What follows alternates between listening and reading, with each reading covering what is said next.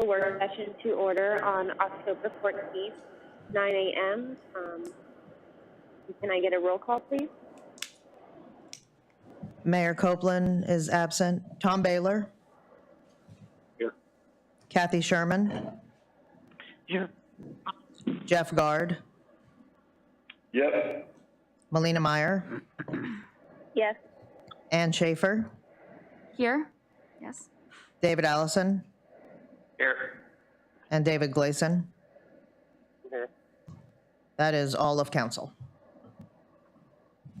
Okay, so we have one work session topic, and it's for the city insurance presentation. And then we have the city manager on the line. If you want to say anything before we just go straight into the presentation, help me do so. Sure. I do want to introduce our guests.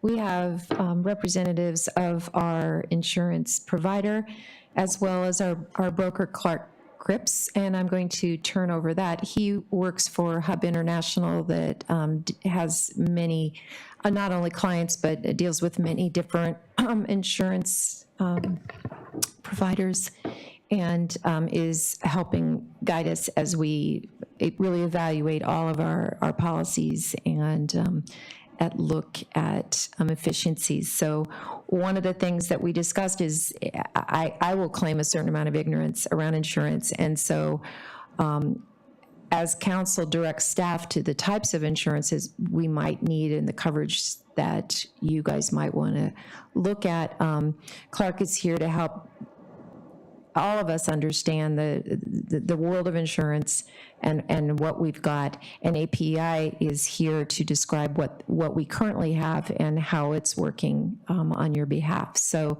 with that, I'll turn it over to Clark, and he can explain and introduce our presenter today. Thank you, Helen. Good morning, everyone. My name is Clark Cripps. Thank you for joining us this morning. I know it's a little bit early, but it's great to have all of you here, and I'll kind of explain why in a second.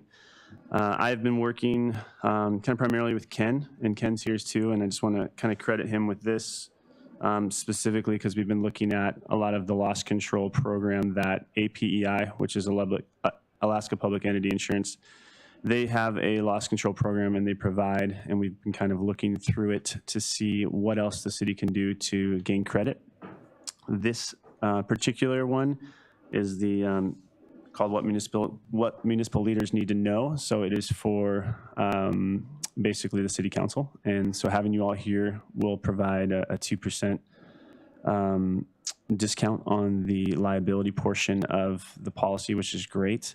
And I've invited the deputy director of APEI, who basically specializes in this training. Her name's Carlene Mitchell, and I believe she's on the line as well. I'm going to let her take it away here in a second, and then afterwards, I will be in the room for questions. We also have an overview of the insurance at kind of the 40,000-foot view to kind of look at everything. And then we're going to probably do a deeper dive with specifically the loss control later with Helen and Ken, and we can follow that back up with you as well. And then also, I know, just kind of looking at some other options as well with insurance, some sort of loss control, and just different things Hub can provide as well, looking for kind of the next year renewal. So if there's any questions before we get started, let me know. Otherwise, I'll bring Carlene Mitchell and welcome her. Thank you, Carlene, for being here. Yes, absolutely. I just want to get one point of clarification so I can understand.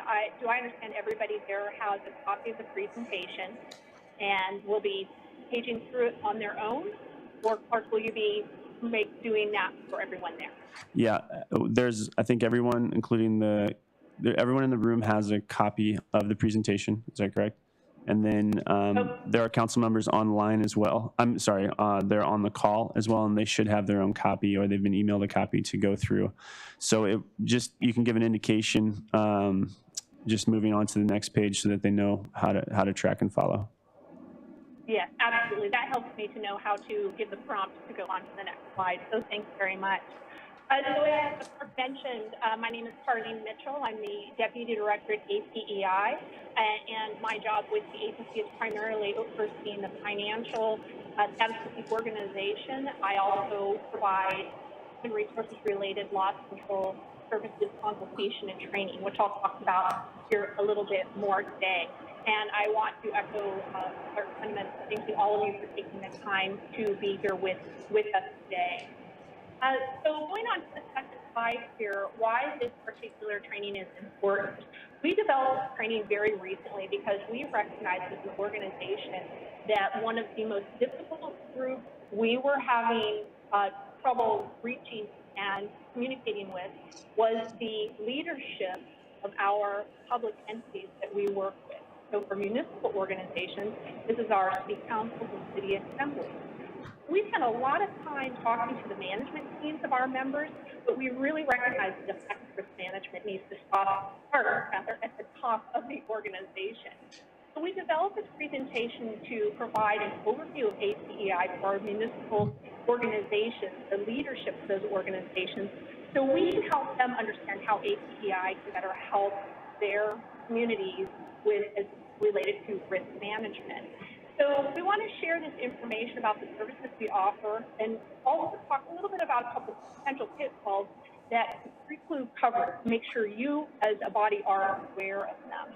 We're also very, very aware of the shrinking budget in the state of Alaska, especially for our public entities, and we really want you to be aware of the many tools that we have available that are included in the cost of your premium. Everything I'll be describing here today comes to you at no extra cost. So going on to the next page, who is Alaska Public Entity Insurance? So our organization, first of all, is just a nonprofit administrator of a joint insurance arrangement. That is, it's a pool of public entities that work together to self-insure one another as authorized by Alaska law. So we will provide property liability and workers' compensation coverage to public entities throughout the state of Alaska. And many of our members have been with APEI for 10 plus years. We've been working with them for a very long time. APEI started as an organization that was created in order to provide property insurance specifically to school districts, but eventually we expanded our scope of coverage and services to municipalities and moved on to include, of course, liability and workers' compensation. The organization is governed by an 11-member board of directors that consists of 8 representatives of our membership, and that's pretty split evenly between municipal and school district members, and they are from all over the state of Alaska. As far north as Cordova, our south as Ketchikan. So we have representatives from a wide variety of our membership. Additionally, our board always has 2 members that are at large, which typically they usually have expertise that would be beneficial to the membership. For example, financial expertise or risk management expertise. The one other position on our board of directors is a standing position that is always held by the executive director of the Alaska Association of School Boards as recognition of our origins as a school-based pool. So we really work hard to have knowledge and geographically diverse board of directors. We have a really, really high-functioning board. It's been a pleasure working with APEI because of that. One other thing that is really unique about APEI is that we require all of our members to work with independent brokers.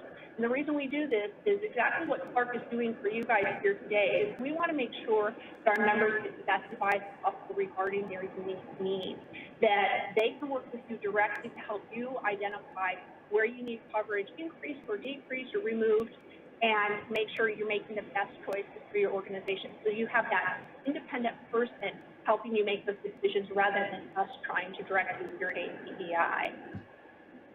So moving on to the next slide, who is Alaska Public Entity Insurance? We just have a quick snapshot of our staff here. 4 of our staff are involved with claims adjustment, including, I like to point out, our claims director, Brad Thompson, who is actually our former executive director, and who is also the head of risk management for the state of Alaska for many years. He has a wealth of expertise that is incredibly difficult to come by. We're really lucky to have him. The remainder of our staff is primarily involved in loss control, like we are doing here today, and of course administration. At any time, if you had any questions for any of us, you can literally call on any of us, and we can help you get to the correct person. We're such a small group that we all communicate very frequently with one another. to the next slide. What is the City Council's involvement in risk management? So first of all, let's talk about what risk management is.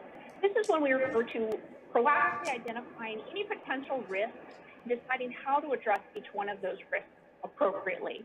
So for example, you could avoid risk by making changes to eliminate risk completely.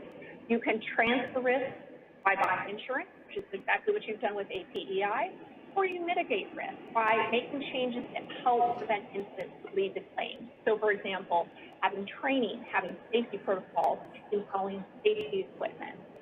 So we recognize as an organization, again, that the best chance for an organization to have buy-in from management and staff in good risk management is that loss control initiatives, risk management initiatives really, again, they need to start at the top of your organization.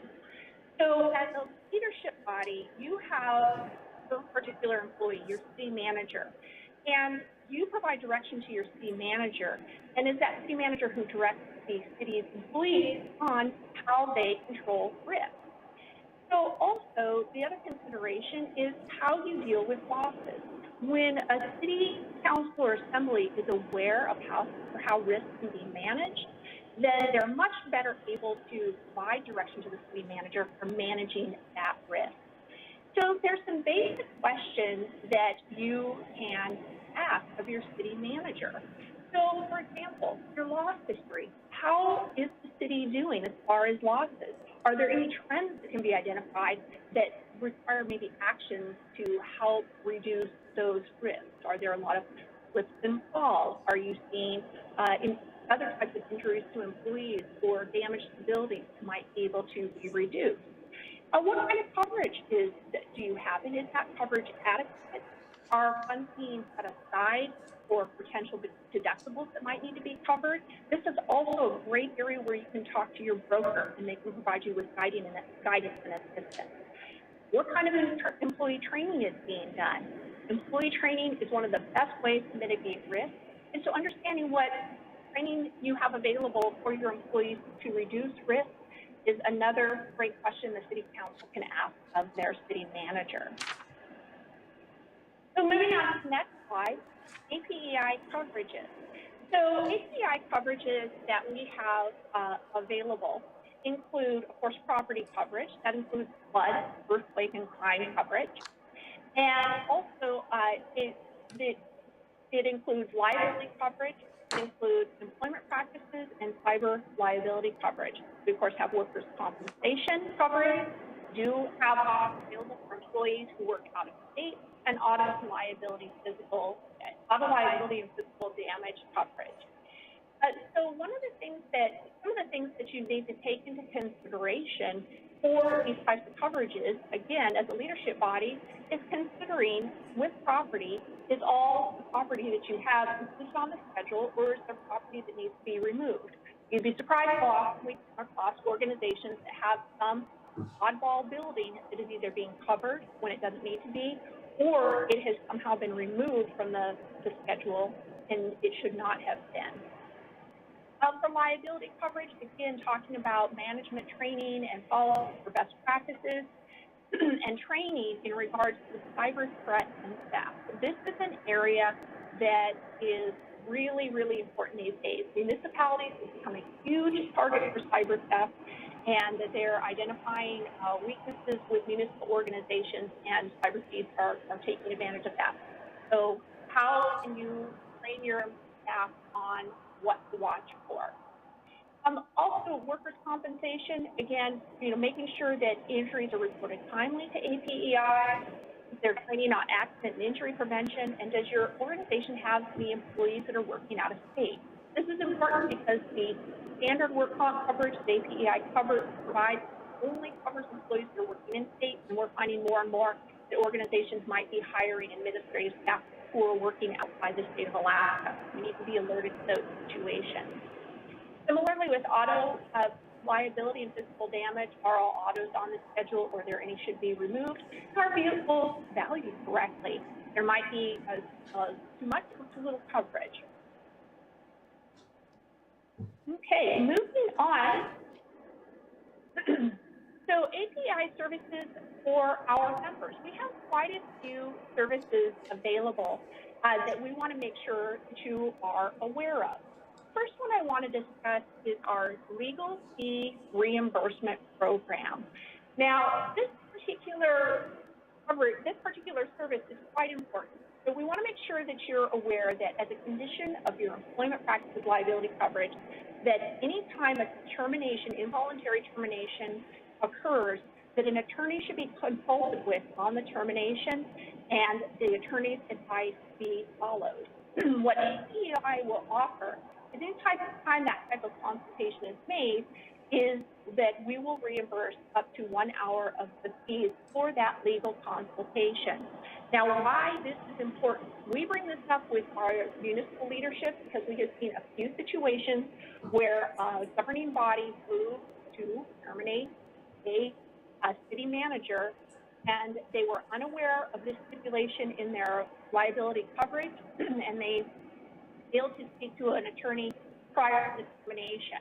In at least one instance, we saw where that turned out to be a very costly mistake for the municipality. So the leadership body, we want to make sure that you are aware of that. Before any termination, involuntary termination, please consult with an employment law attorney on the decision. And you're also welcome to reach out to me here at APEI to discuss your concerns as well.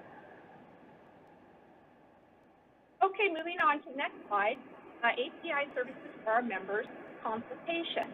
So another area that we want to make sure you're aware of is between myself and our loss control manager, Cole Cummins, we do have a lot of information available that we can consult with our members on.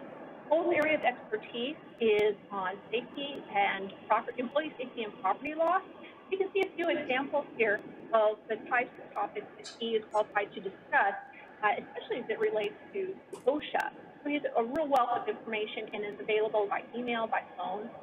Also, I have a lot of members reach out to me regarding questions about human resources.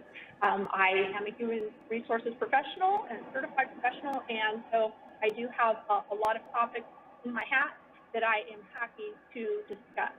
So you are welcome to contact me anytime to discuss your concerns in regards to the consultation on these topics as well. API services for our members, training. So we, again, have a lot of training topics available that we can cover. Under our safety loss control training topic, I provided a list here on this slide in regards to a variety of different topics that we are happy to go over. These are a great way to work with your staff on risk management and mitigation of potential claims. So a lot of potential issues are resolved or alleviated by simply training a staff on best practices in regards to safety. Likewise, we have a fairly extensive catalog of human resources loss control training topics, which are listed on our next slide here. So it happens to be, Cole Cummins and I had the opportunity to visit Cordova about 16 months ago, and I spent about 2 days providing training to management staff for the city of many of these topics. We covered quite a few of them, and we are happy to provide those again in the future, which I will, of course, be discussing as we come further along through this presentation. Okay, so our next slide discusses API services for our members, loss control grants. Everybody loves low-hanging fruit, and this is the most low-hanging fruit that APEI has. I do believe Cordova is pretty good about taking advantage of our loss control grants in the past. I believe Mark will be speaking with other staff from APEI later today to talk about these grants and how to make the best use of them. But in short, based upon the total member premium that is paid each year, members are eligible for a grant of up to $5,000. That, again, will depend on the total premium that is being paid. How this works is simply your management team can identify loss control practices, products, services, such as, AEDs, training, first aid, CPR, other equipment to help promote safety in the organization. When those services are purchased by your organization, you simply submit a grant request to APEI, and we would reimburse up to the grant amount that is available to you. So in this particular situation, if there's ever a question about whether or not a product or service would be covered by this grant, you can simply contact Will Cummins. He would discuss what's going to be purchased and whether or not it's eligible to help you make a decision in moving forward. So this is a great way, a great thing to take advantage of every single year. It's just a matter of submitting a form, super easy. The next slide, I want to discuss our loss control premium credit. This too is another excellent way for members to save money. These activities, having a safety committee, doing fire or safety self-inspection, or having employee safety self-audit programs, these are, again, fairly easy things that our organizations can do. They are activities that can take place over the entire plan year, and the documentation showing evidence that these activities have been completed can be submitted later in the year. These are not things that all have to take place in a very short period of time. For example, having a safety committee. If you create a safety committee and they meet at least 4 times per year, that's a 3% credit for your workers' compensation premium. For the fire safety and self-inspection, if you complete a self-inspection checklist for your larger buildings, again, if you target 1 or 2 buildings a month, you'll probably get through all the buildings the whole year and have a 4% credit applied to your property premium. And then a 2% credit can be applied to workers' compensation for simply completing a self-audit checklist of the safety procedures that you have existing within your organization. And I'll talk about a little bit here in just a couple more slides, the tools that we have available to help your organization do that. So our next slide again talks about loss control premium credit. So your organization can earn credit towards workers' compensation and liability coverage whenever you have your staff complete training in different areas. So we recognize that good training can be difficult to come by, can be very expensive. So we offer quite a number of different ways that your staff can receive training. One of the easiest is through an online program called Target Solutions Online Training. This program is available to your organization free of charge, excuse me, and it includes, I believe, several hundred topics in a wide variety of areas, including employee safety, human resources topics, just a really wide range of training that would be appropriate for municipal employees. The really cool thing about this particular method of training is, first of all, managers can assign training to employees electronically. When the employees complete that training, the notification automatically comes to APEI telling us that the training has been completed. So Cummins receives that notification, and he can automatically begin providing those premium credits to your organization and start calculating those up. So it takes out the additional steps that you as an organization have to do to document who's been in a training and send that in to us. So it's a really, really easy opportunity. Especially if you have employees working from home right now, this might be something that they can work on. The other thing that we have available is we do live webinars on a monthly basis that anybody can come in and attend. We also are happy to do live webinars that are specifically developed for your organization. So at this time right now, with APEI and many people not being able to travel or reducing travel, we are happy to put together training specific to your organization and set it up based on your particular needs. Just like we're doing here today, we set up this training specifically for you. Another opportunity for recorded webinars. Many of our live webinars we record and then we post them on our website so people can view them anytime they want. And then also, again, once travel opens up, on-site training is something that is available just as we did about almost a year and a half ago there in Cordova. We come to your location and we present training there directly with your staff. So these are all great resources that are available to you. Okay, moving on to our next slide. Our loss new credits are also available when you can have credits applied to your liability premium. Credit municipalities have to complete the training we are doing here today. Mark mentioned 2% credit will be available, up to 2% if we have your entire governing body at this training here today. I will request documentation of who was in attendance today, and we will record that and make sure it gets applied to your premiums next year. Another way to earn premium credit is to have employees complete an average of 1 hour of human resources related training per employee, and that will earn a credit of up to 3%. This is often used by municipal organizations by doing prevention of discrimination and harassment in the workplace type training. That is also something that is available through Target Solutions, or again, that we are happy to provide to your staff on set up on a schedule that works for you. And then finally, an average of 5 hours of training per employee on either safety or sexual abuse prevention. So just real quickly, the sexual abuse prevention is a topic that we have began focusing on for our school district members, because unfortunately we have dealt with a few claims involving abuse of children in school districts. They are very challenging, very expensive claims. We want to bring this to the attention of municipal members as well, because we recognize there's a potential risk for municipalities in regards to this. For example, your recreational facilities. You have a swimming pool and staff and children coming to that location. Being aware of potential or abuse by employees in those situations is really important. We have not seen any particular situations, but we know it can occur. So it's always something to be aware of in the back of your mind. Okay, moving on to our next slide.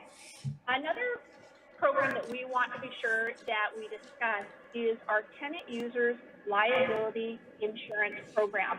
This is also known as TULIP. Now, what TULIP is a short-term event liability coverage that is available to third parties who might rent facilities that belong to the city. The reason that we wanted to offer this type of coverage is because we had an incident with a municipal member where a third party rented a facility for an event. In the course of that event, an attendee was injured, and the individual that was injured, the third party did not have any type of liability coverage, so that injured individual filed a lawsuit against the municipality. In that particular situation, the municipality did prevail. It took several years to resolve, and it was over $500,000 legal expenses to get that case resolved. Now, a short-term liability plan for your third parties who rent your facilities would be a great way to mitigate that risk. How this works is that the third party, at the time that they are leasing your facility, and I'm thinking specifically of I think your beautiful new building there, your Cordova Center, you have somebody renting that facility. At the time that they rent it, you would ask them if they have any type of liability coverage. If they do not, you can direct them through the TULIP program. There are links available on our website where they would, on their own and directly, go to the insurance company to purchase the short-term liability coverage. That particular coverage covers up to $1 million, and the cost of it starts at $75. It goes up depending on potential risk involved with the event, and there's even coverage available if there is, for example, alcohol being served at the event. So we really, really encourage municipalities to direct third parties to TULIP coverage whenever they are renting, leasing a municipal facility. Okay, moving on, the next topic I want to discuss is our loss control manual.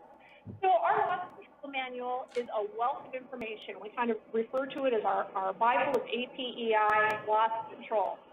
So this manual is updated annually, and we send it out to all our members electronically.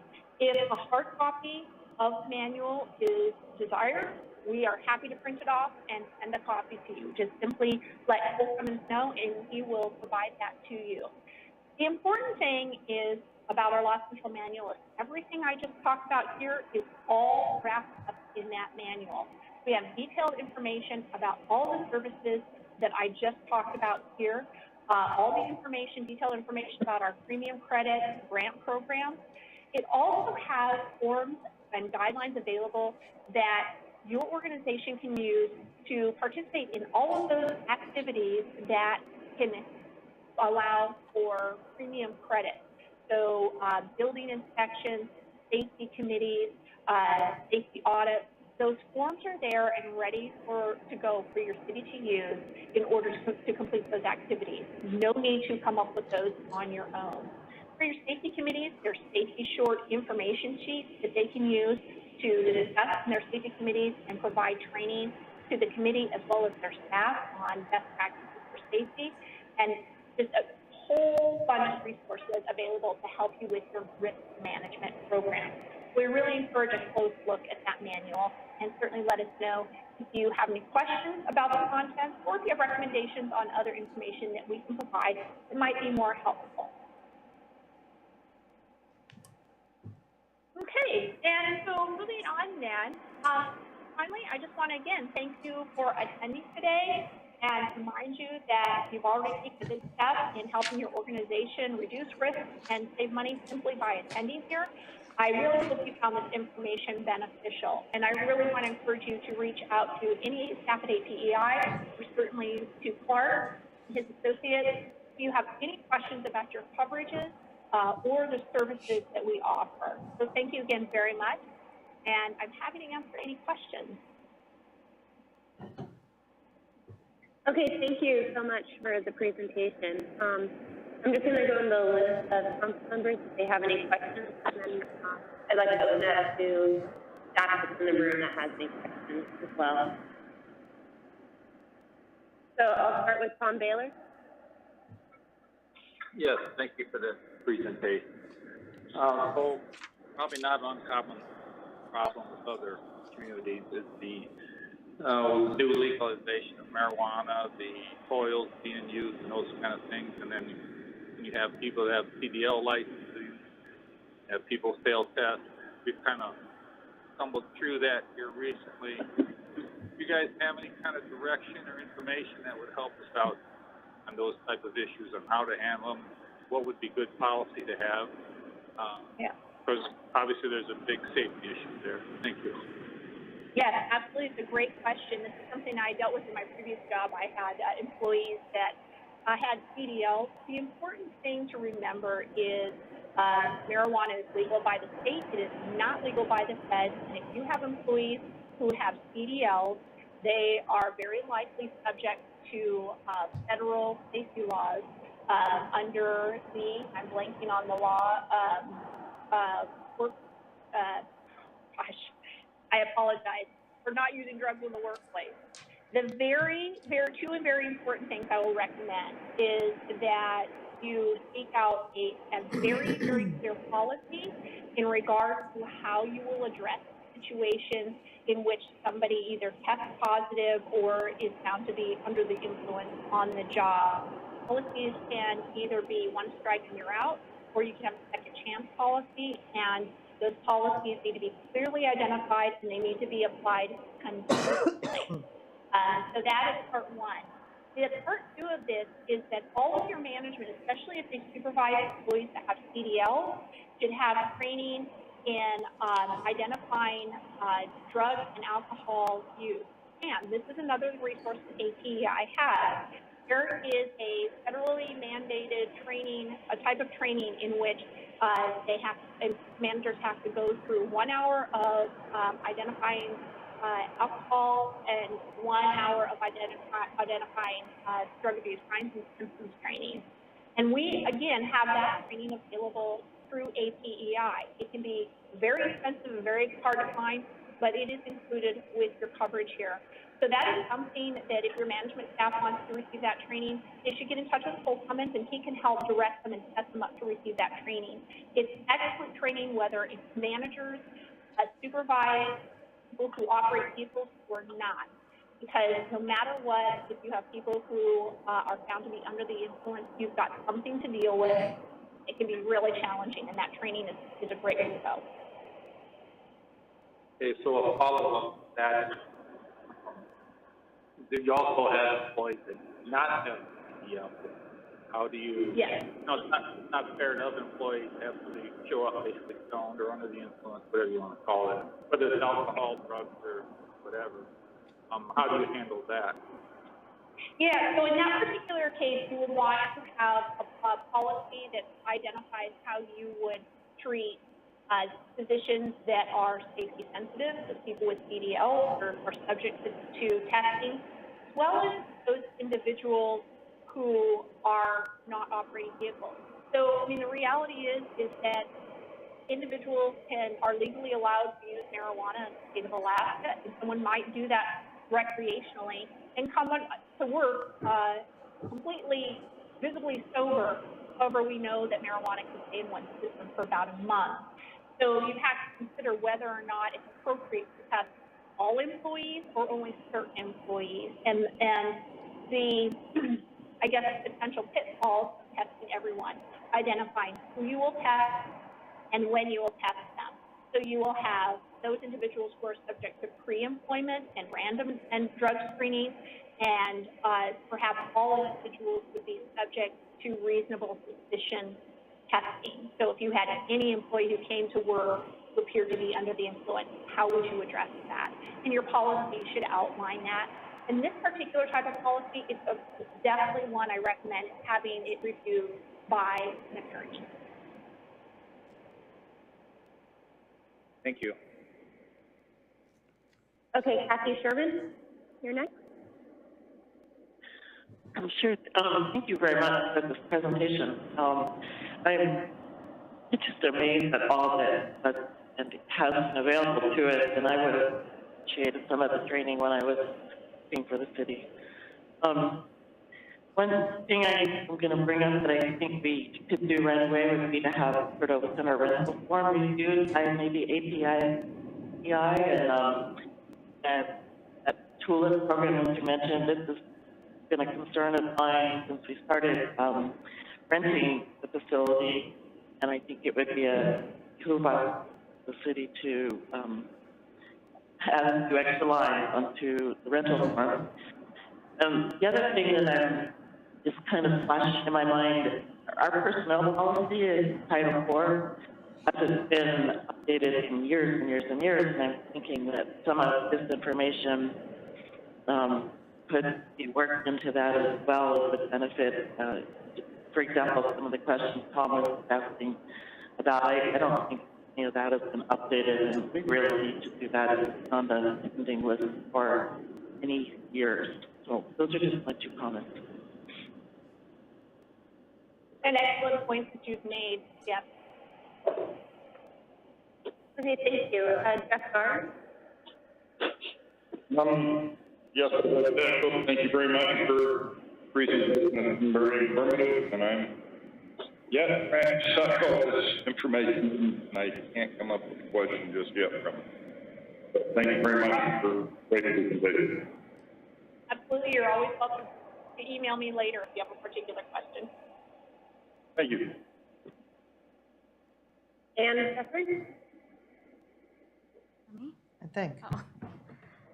Yeah, thank you for all the information. This was very informative. I think a lot of my questions are more for, questions for the city manager, just on some of the questions that were raised in the presentation that you brought up, like what's our loss history and what are some trends that we can take from that and maybe learn from. So I think those will come later. But one question I do have for my own clarification is, does this insurance include, it does include the school buildings since they're city owned and the CCMC? Can Do you know that? Does this cover like this, our hospital and school system as well? Yeah, So, Carlene, do you want me to answer that? Yeah, go ahead, Clark, if you are the best person. So the school buildings, yes, are now officially been moved over to the city's policy. Currently, the building for the Cordova Medical Center is on their own policy right now. Okay. So, and we're still working on that, and we're moving some things around, but they're all with APEI. Okay, that was one, that leads me to my next question. If they're with APEI, are there things that they can do, like what we're doing now with their board, to do trainings to get these credits? Yes. So, because we give them, you know, funding throughout the year, and if there are ways to reduce their bottom line, I would encourage. Yeah, it would be good to these know meetings kind for of their what boards. funding training you do, and we can talk about that. And then there are other, like, I guess, parallel trainings, and we can always coordinate with Carlene as well on that. And so, yeah. Yeah, I think that'd be a great idea. And I'd like to point out that when I was last in Cordova, the training that we did have at least one person from the medical center, and I think one or two people from the school district who attended. So whenever we have multiple members in one location, we try to coordinate and get everybody there together. Oh, that's great.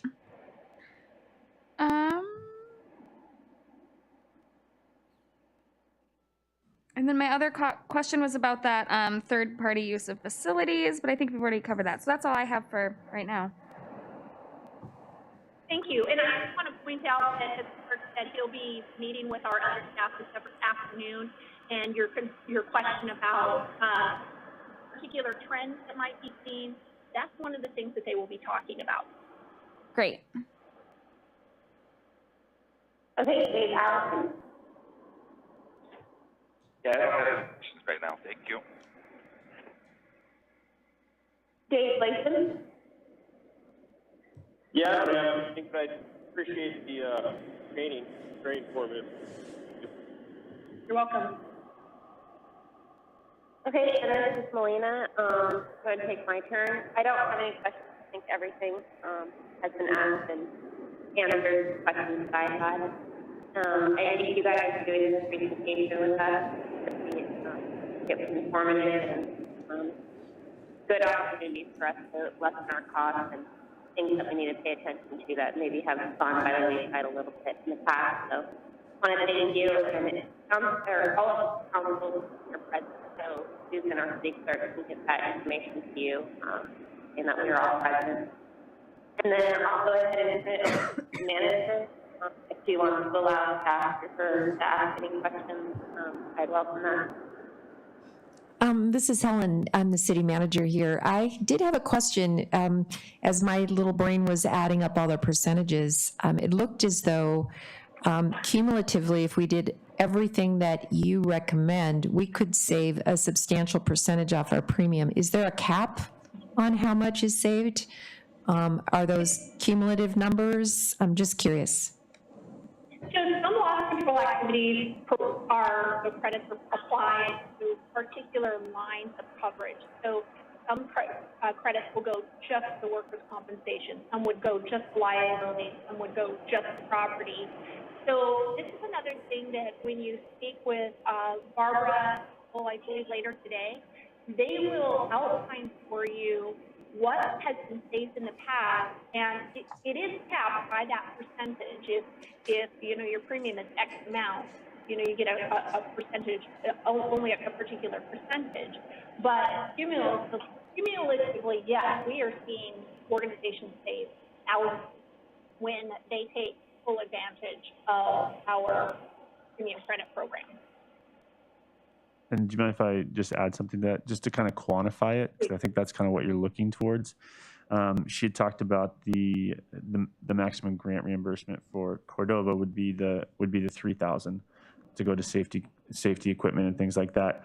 And then if you quantify it based on the breakdown of liability versus workers' comp property, if you did everything, it's around the ballpark of $20,000 quantified. So that percentage is not like stacked necessarily because the percentages are in different lines of coverage, But if you did everything, there would be quantifiably at least close to $20,000 in savings that could be applied. So, and just with this today, looking at the liability, it's 2%, and you can kind of do the math. That is something that would be applied because every member is present on this call. So, Thank you.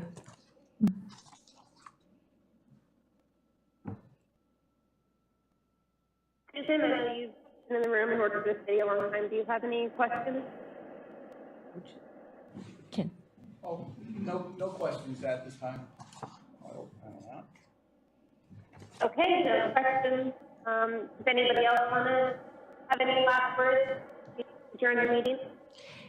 There's one thing that I've just thought of. It was another question. Clark, maybe you can describe a little bit to council what insurances are available. I know I didn't understand that there's only 2 carriers that municipal governments can participate in, and APEI is one. And just maybe just give a 50,000-foot view of what kinds of things we as a city can look at. okay. So market-wise, that's kind of what you're getting at. What is the market available for municipalities, school districts? APEI and AMLJ are the 2 joint insurance arrangements or member pools in the state of Alaska. They're insurance programs that are designed for municipalities and school districts. So they are all-encompassing when it comes to the coverages. There was a handout from Susan, I believe she sent out, which had the breakdown of the premium summary for the city of Cordova. That was sent out to the council members. And that gives you kind of all the lines of coverage. The one thing that wasn't specifically line itemed, there is coverage for volunteer firefighters. It's one of the line items in the liability. It just wasn't specifically written on there. And then there's also the marine liability that has to do with being a harbor and having a dock. That is that's not specifically with API. That's something that they broker or we broker on their behalf. When it comes to marketing a city, municipality, there are open market options. And basically what it comes down to is you can go out for any of those lines of coverage and possibly find coverage. Typically, there's always going to be a minimum premium when it comes to this industry or this, what's called an NAICS code or this industry code. So we could probably go out and find one of the lines that's comparable when it comes to premium, but we wouldn't be able to find all of the lines. And it's, we have gone out to market just to kind of see price-wise, and it's really not comparable with the premium number. So that's kind of where is that kind of what you're getting at, Helen? Like what's available coverage-wise? I mean, there is member pools in the lower 48, and they're more geared towards larger municipalities. I would say over 300,000 members. They typically have a starting premium of 1.5 million. So this is the wheelhouse for Alaska. I think it's unique because you do have off the road and on the road cities and municipalities in the same pool. So that kind of spreads risk a little bit, but also can increase premium because you have some places that don't have a volunteer fire department. So those are things to consider. One thing I will say about API, which is amazing, any other client that I have that's not with one of these member pools, any of this loss control is an additional cost.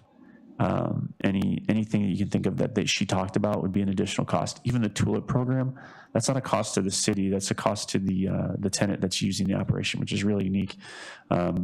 And if I think of an example like the ski hill. I know EAC uses the ski hill, operates it. Well, they have their own insurance, so they can additionally insure you. So they wouldn't necessarily need something like that. But that just gives you an idea. Everything in AP, everything that she kind of just went through, Carlene went through, most likely would come at an additional cost if you were, let's say, a construction company or something else where you're trying to get loss control down. And so they've designed it not only to not be at a cost to you, but also provide a savings, it's pretty unique with any insurance company. So that would be kind of my 2 cents regarding that.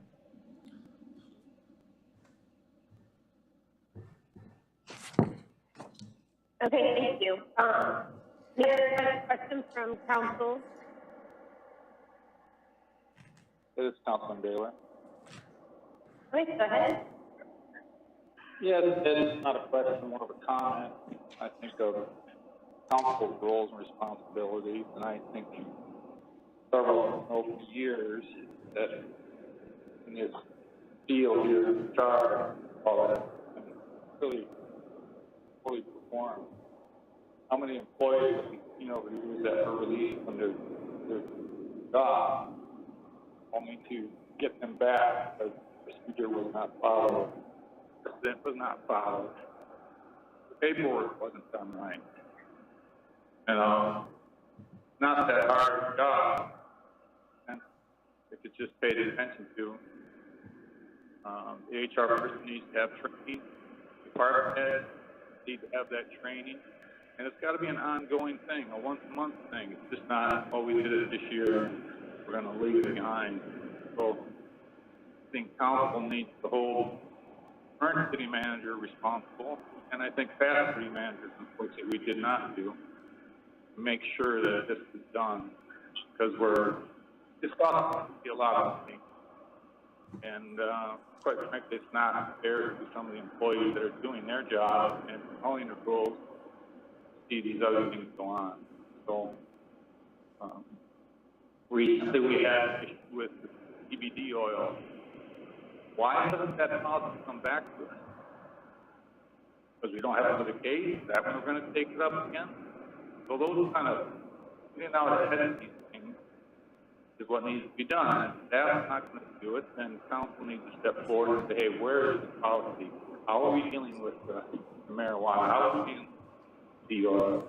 We need a clear, precise policy on all this stuff. And if that HR, we need to step up and make sure it gets done. So that's my comment.